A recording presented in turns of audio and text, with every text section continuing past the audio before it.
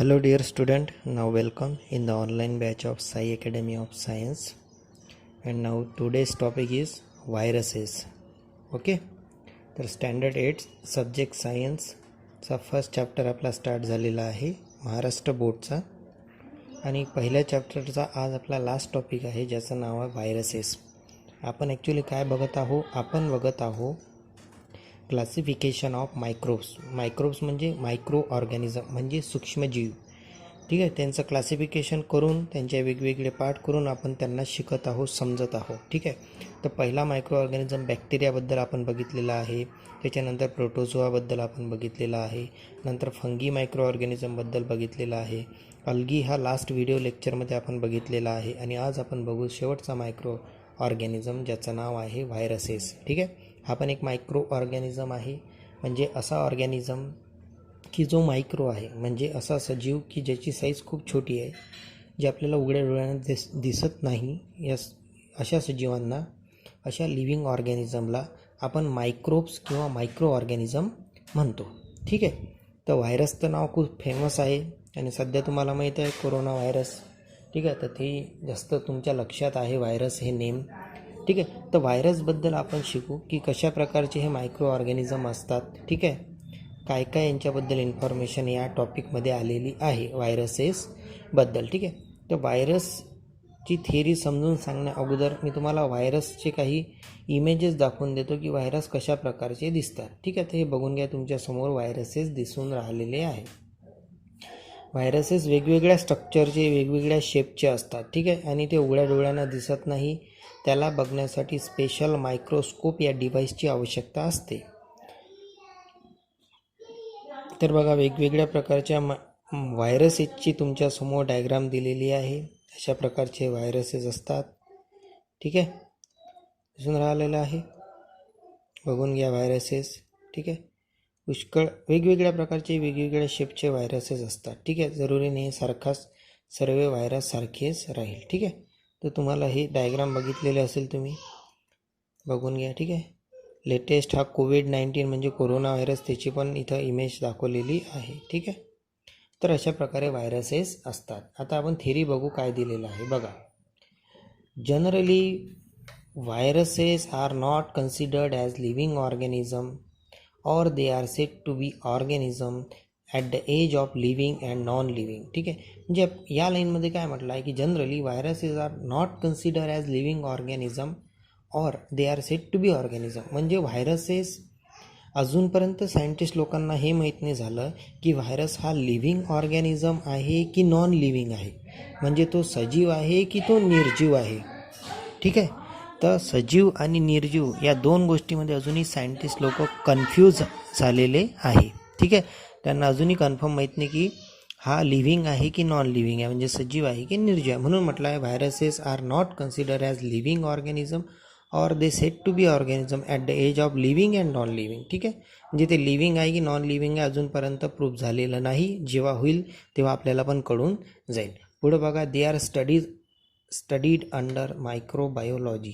ठीक आहे, म्हणजे याचा जो अभ्यास केला जातो, सायंटिस्ट लोक याचा जो स्टडी करतात व्हायरसेसचा, ते करतात मायक्रोबायोलॉजी या ब्रांचच्या आतमध्ये. ठीक आहे, अंडर द ब्रांच ऑफ, ही सायन्सची एक ब्रांच आहे मायक्रोबायोलॉजी, ज्याच्या अंडरमध्ये राहून सायंटिस्ट लोक व्हायरसेसवर काय करतात, स्टडी करतात, अभ्यास करतात. ठीक आहे, मग त्यांना जे काही नवीन नवीन माहिती होते ते आपल्यापर्यंत येत राहते आणि आपल्याला व्हायरसेसबद्दल कळते. ठीक आहे, आता पुढं बघा, व्हायरसेसमध्ये व्हायरसेस आर एक्स्ट्रीमली मायन्यूट म्हणजे खूपच छोटी साईज, एवढी छोटी साईज की जे आपल्याला उघड्या डोळ्यानं कधीच दिसणार नाही. That is they are 10 to 100 times smaller than the bacteria. म्हणजे बघा, बॅक्टेरिया हा पण एक मायक्रो ऑर्गॅनिझम आहे जो आपण आधी बघितलेला आहे. ठीक आहे, बॅक्टेरिया एक तर बॅक्टेरियाचा मायक्रो ऑर्गॅनिझम आहे की तो आपल्याला उघड्या डोळ्यानं दिसत नाही, आणि व्हायरसेस हा बॅक्टेरियापेक्षा 10 किंवा 100 पटीनं छोटा असतो.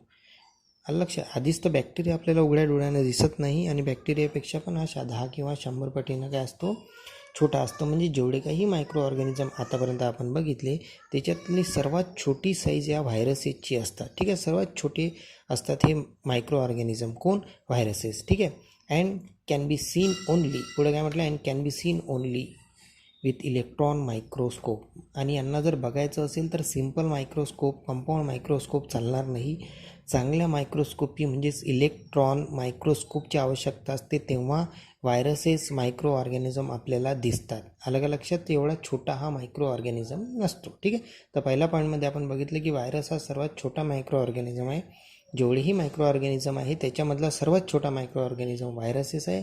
हा बॅक्टेरियापेक्षा 10 किंवा 100 पटीने छोटा असतो. आणि जर याला बघायचं असेल तर स्पेशल मायक्रोस्कोप म्हणजे इलेक्ट्रॉन मायक्रोस्कोप या डिव्हाइसची आवश्यकता असते. ठीक आहे. सेकंड पॉईंट बघा, they are found in the form of independent particles. Independent particle म्हणजे हे वेगवेगळे तुम्हाला आढळतात. जेव्हा आपण याला मायक्रोस्कोपमध्ये बघू आपल्याला हे वेगवेगळे दिसेल, हे ग्रुपमध्ये दिसणार नाही. इंडिपेंडंट म्हणजे स्वतंत्रपणे हे राहतात. Viruses is a long molecule of DNA और RNA. तो व्हायरसेस एक मॉलिक्यूल आहे कशाचा? DNAचा आणि RNAचा.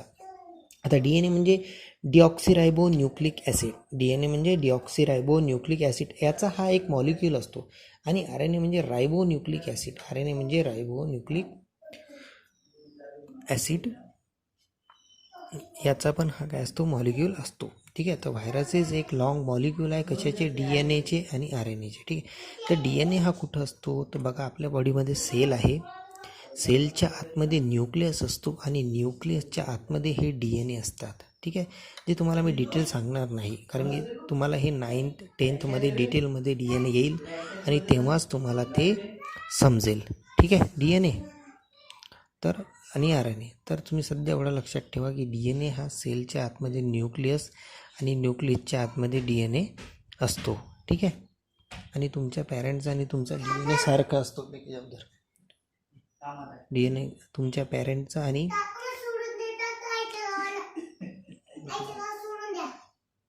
तुमच्या पॅरेंटचा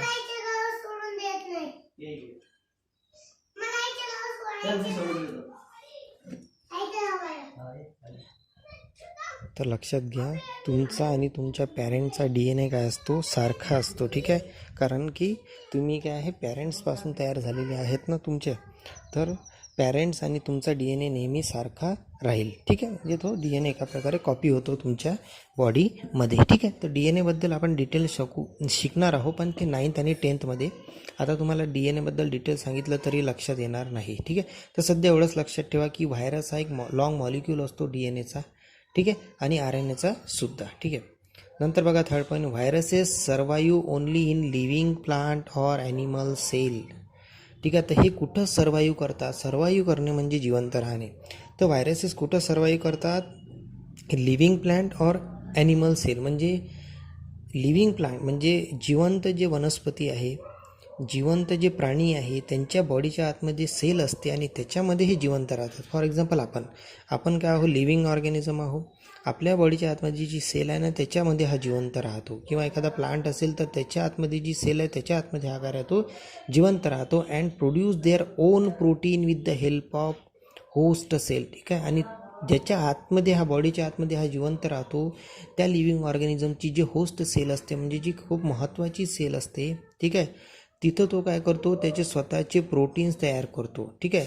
and create the number of replica. ठीक आहे. आणि म्हणजे दुसऱ्या सजीवाच्या आतमधली जे सेल आहे त्याला डिस्ट्रॉय करून, त्याला नुकसान करून हा स्वतः तिथं जिवंत राहतो. ठीक आहे. हा एक प्रकारच्या आपल्यासाठी हा धोकादायक आहे व्हायरसेस. कारण की हा जर बॉडीमध्ये गेला तर काही ना काही डिसीज आपल्याला होतात, रोग आपल्याला होतात. कारण की हा आपल्या बॉडीमध्ये किंवा कोणत्याही सजीवाच्या बॉडीमध्ये जर गेला तर त्याची होस्ट सेल म्हणजे त्या सजीवाची महत्त्वाची जी सेल असते शरीरामधली त्याला हा नष्ट करतो. त्याच्यामुळे काय होतात? लोकांना वेगवेगळ्या प्रकारचे रोग होतात. ठीक आहे. पुढे बघा, then they destroy the host cell. पुढे काय म्हटलं आहे?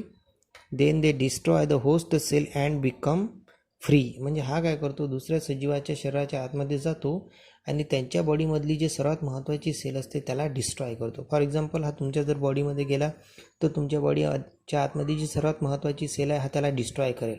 ठीक आहे. अशा प्रकारे तो सेल डिस्ट्रॉय करत जातो आणि सेलला जर काही झालं तर ॲटोमॅटिक तो लिव्हिंग ऑर्गॅनिझम का होतो? त्याची त्याला बरा नाही वाटला, त्याची तब्येत खराब होईल, काही दिवसानंतर मेजर प्रॉब्लेम त्याला होईल आणि तो मरून जाईल. कारण की व्हायरस डायरेक्टली कुठं अटॅक करून राहिला आहे? सेलवर अटॅक करून राहिला. आणि कोणत्याही सजीवाच्या शरीराच्या आतमधला सर्वात महत्त्वाचा भाग सेलच असतो आणि सेलला जर काही झालं तर तो सजीव जास्त दिवस जिवंत राहणार नाही आणि हा व्हायरस नेमका तेच काम करतो. हा जर दुसऱ्या सजीवाच्या आतमध्ये गेला तर हा त्या सजीवाच्या आतमध्ये जी सेल आहे ना त्याच्यावरच अटॅक करतो, त्याला डिस्ट्रॉय करतो त्या सेलला. म्हणून काय होतात, वेगवेगळ्या प्रकारचे रोग या व्हायरसमुळे होतात. ठीक आहे. नंतर this free viruses again infect new cell. ठीक आहे, म्हणजे ते नवीन होस्ट सेलला आणि आपल्या बॉडीमध्ये असणाऱ्या वेगवेगळ्या सर्व सेलला काय करतो, हा व्हायरस डिस्ट्रॉय करत जातो आणि अशा प्रकारे तो व्यक्ती बिमार पडेल, काही दिवसांतर जास्त बिमार पडेल आणि शेवटी त्याचा मृत्यू होऊन जाईल. कशामुळे झालं तर या व्हायरसेसमुळे. तर व्हायरसेस आपल्यासाठी काही चांगला नाही आहे, हा आपल्यासाठी डेंजरस आहे, हार्मफुल आहे. ठीक आहे. पुढं बघा, viruses cause many diseases to plant and animal. म्हणजे व्हायरसेसमुळे प्लांट आणि ॲनिमलला वेगवेगळ्या प्रकारचे डिसीजेस होतात, म्हणजे रोग होतात. लक्षात. तर छोट्या मोठ्या प्रकारचे जे रोग आहे किंवा मोठे मोठे पण रोग आहेत ते कशामुळे होतात, व्हायरसेस. जसं आज तुम्हाला लेटेस्ट माहीत आहे की कोरोना व्हायरस. ठीक आहे. हा व्हायरस हा एका प्रकारचा जो बॉडीमध्ये एंटर करतो, सेलवर अटॅक करतो आणि त्याच्यामुळे काय होऊन राहिलं, लोकांना हा कोरोना आजार जो झालेला आहे. ठीक आहे. तर तुम्हाला मी अजून एक व्हिडिओ दाखवतो छोटासा, ज्यामध्ये तुम्हाला व्हायरसेस थोडं दिसेल तुम्हाला व्हायरस. ठीक आहे, थोडं इंटरेस्ट येईल तुमचा व्हायरस बघून अजून. तर बघा, हा एक व्हायरस आहे छोटासा, बॉडीच्या आतमधलं व्हिडिओ आहे हा. हे बघा, वेगवेगळ्या प्रकारचे व्हायरसेस आहे. ठीक आहे, हे असे फिरून राहिले बॉडीमध्ये. जरुरी नाही असं शेप राहील, वेगवेगळ्या प्रकारचे शेप असतात. हे एक एक्झाम्पल मी तुम्हाला दाखवून राहिलेलो आहे व्हायरसचं. ठीक आहे, अशा प्रकारे ह्या बॉडीमध्ये एंटर करतो. ॲक्च्युली आपल्याला उघड्या डोळ्याने दिसत नाही, मायक्रोस्कोपमध्ये आपल्याला बघावं लागेल तेव्हाच हा दिसतो. ठीक आहे.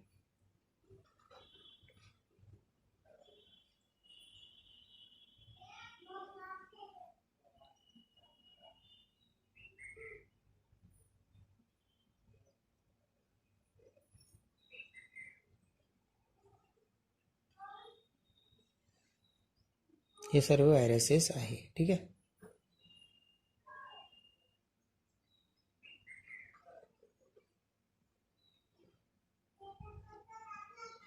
ठीक आहे, तर तुम्हाला आता व्हायरसेसबद्दल लक्षात आलं असेल. ठीक आहे. जास्त काही हार्ड हा टॉपिक नव्हता. ठीक आहे, याच्यात माहिती खूप चांगली होती व्हायरसेसबद्दल जे तुम्हाला मिळालेली आहे. ठीक आहे. तर मागचे जेवढे मायक्रो ऑर्गॅनिझम आपण बघितले त्याच्यासाठी तुम्ही आपले मागचे व्हिडिओ लेक्चर बघा. ठीक आहे. यूट्यूबवर जे आपला चॅनल आहे त्याच्यावर सर्व व्हिडिओज अवेलेबल आहे. ठीक आहे, तुम्ही पण बघा, तुमच्या मित्रांना पण शेअर करा. ठीक आहे. आणि नवीन मित्र जर ॲड होत असेल आपल्या बॅचमध्ये तर त्यांचे व्हॉट्सअप नंबर घेऊन मला सेंड करा. त्यांना पण आपण आपल्या ग्रुपमध्ये ॲड करू, त्यांना आपल्या बॅचमध्ये ॲड करू. ठीक आहे. याच्यानंतर बघा आहे एक्झरसाईज. तर मी तुम्हाला एक्झरसाईज पण समजावून सांगणार आहोत. ठीक आहे. आणि एक्झरसाईज झाल्यानंतर आपली टेस्ट होणार आहे, हे लक्षात ठेवा. ठीक आहे. तर तुम्ही प्रिपरेशन करूनच राहिले असेल, अभ्यास तुमचा सुरूच असेल. ठीक आहे. तर हा टॉपिक झाल्यानंतर, आता हा चॅप्टर झाल्यानंतर, एक्झरसाईज झाल्यानंतर आपण टेस्ट घेणार आहोत. ठीक आहे. तर काही प्रॉब्लेम असल्यास मला व्हॉट्सअप ग्रुपवर मेसेज करा. ठीक आहे. थँक्यू.